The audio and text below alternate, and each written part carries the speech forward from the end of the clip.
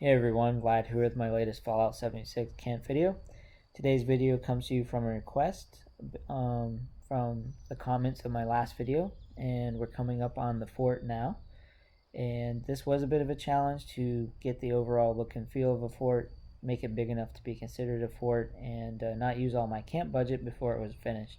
I did find a nice place in the Savage Divide. I'm a little bit north of the investigator's cabin. That's just for reference. And here's a nice overview of the outside of the fort. We've got our turrets up at the front, and very nice little towers in each corner. So I think that overall finishes. I did use the wood because it kind of gives that expected fort feel, as opposed to all of the metal siding that's available.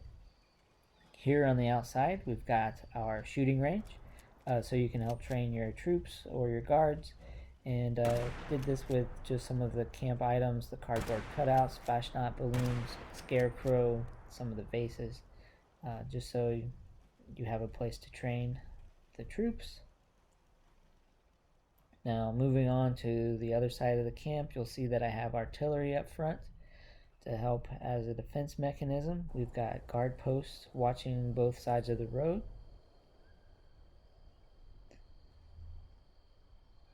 And I've got the tents on the outside here. I think this would be a pretty common sight for some of the American Western forts, to have camping on the outside of the fort. That also keeps your visitors from, taking over in the middle of the night.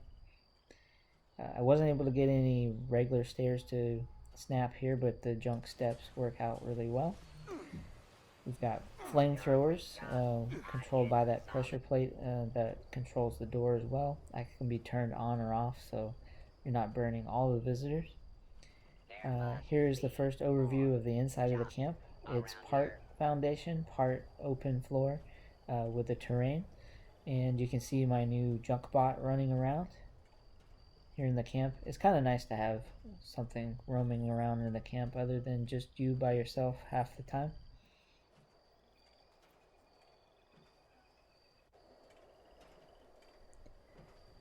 Here's an overview of the foundation area. We've got a portion used for our crafting, and we've also got a little bit of a mess hall going over here on the other side. You can see that I've used the new wallpaper function that's in the game.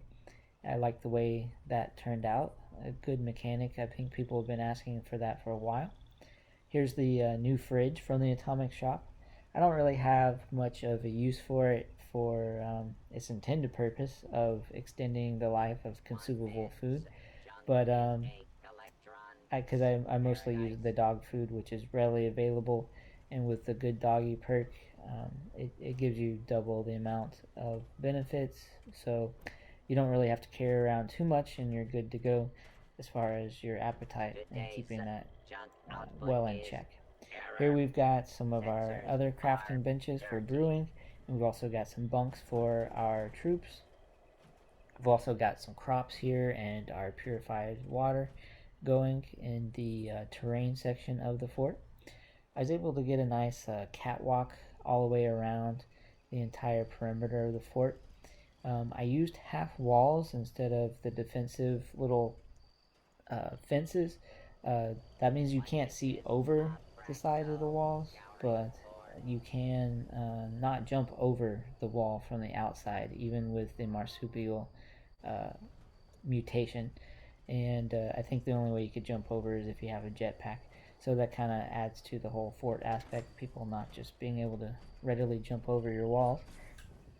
Here's the captain's quarters, and we've made use of the other third wallpaper here. Anything better than raw asbestos? So one more look of the inside of the fort. And I think it was able to get a big enough space on the inside to make it usable and still make it a nice little fort feel. So one more look at the fort from the outside, coming from the other side of the road. Let me know what you think, if I was able to achieve the look and feel of the fort. And if you've got any suggestions, please go ahead and make those. Always looking for new ideas. Thanks for watching.